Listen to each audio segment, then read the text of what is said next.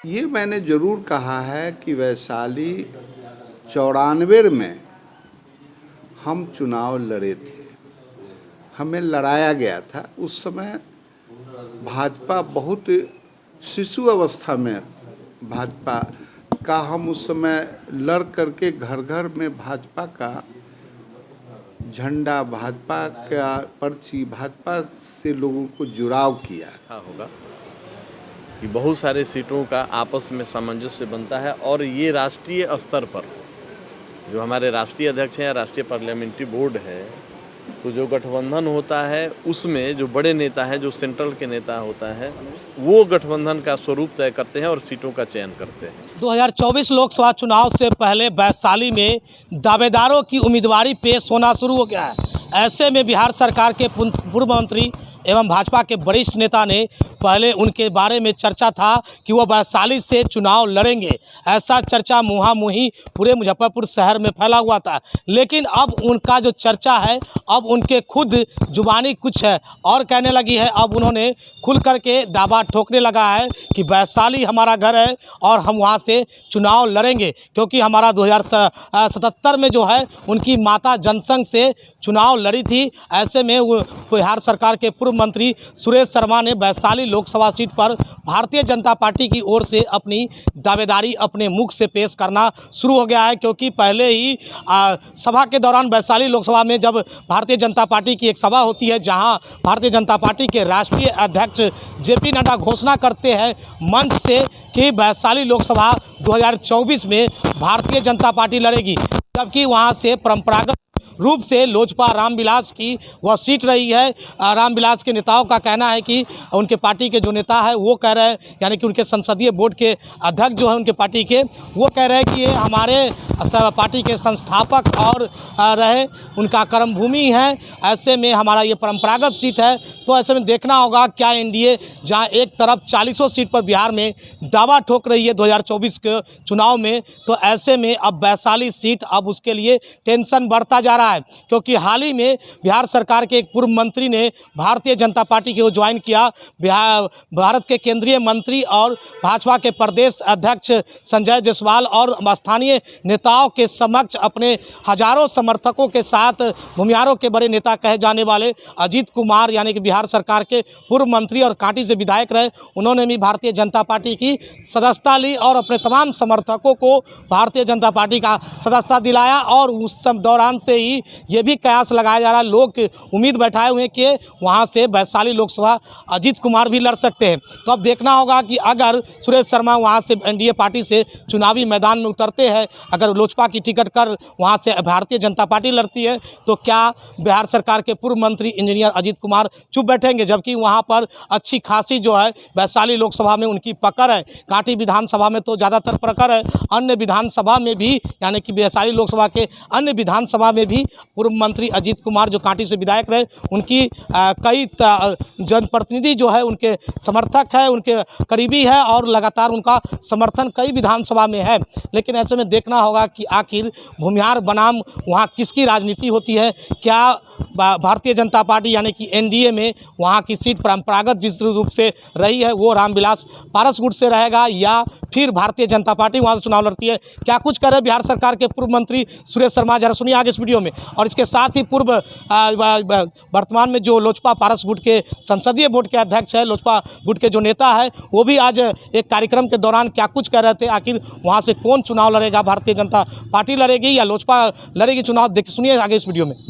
देखिए, हमने कोई घोषणा तो हमारे राष्ट्रीय कार्यकारिणी से प्रदेश से होता है, मैंने कोई घोषणा करने का अधिकार न हमको है न हमने किया है।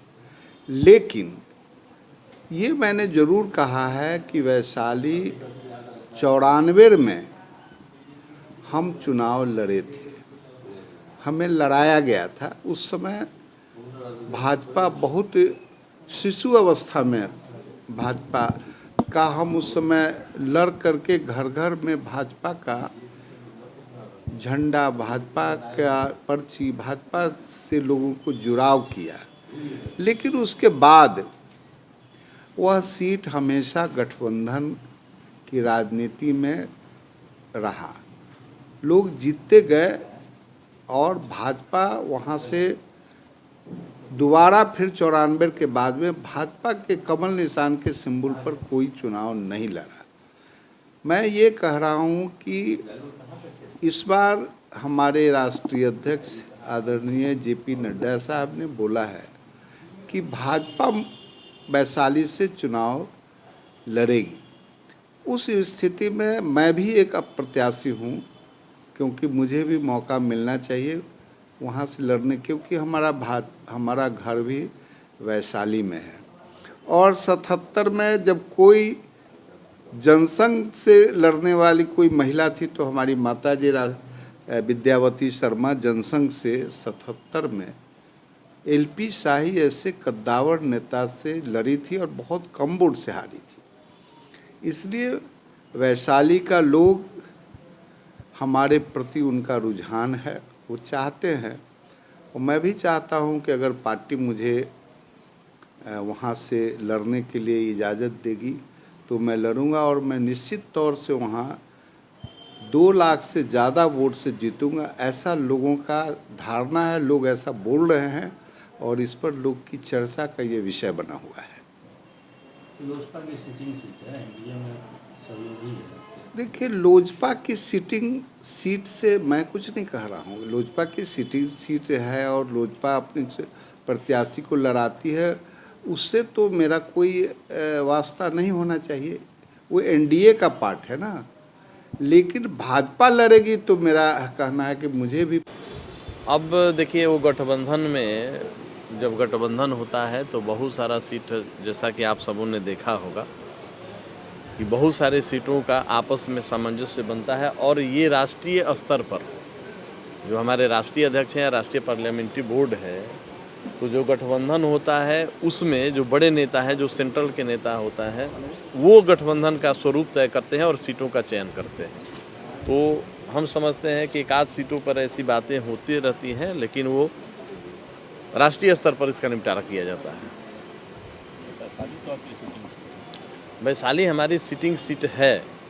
हमारे पार्टी के संस्थापक आदरणीय हम लोगों के दिवंगत और श्रद्धेय पद्म भूषण से सम्मानित रामविलास जी का कर्म स्थली रहा है और पूरे देश में आप देखे होंगे कि हाजीपुर वैशाली जिला जो है हमारा, वो रामविलास जी के नाम से जाना गया है।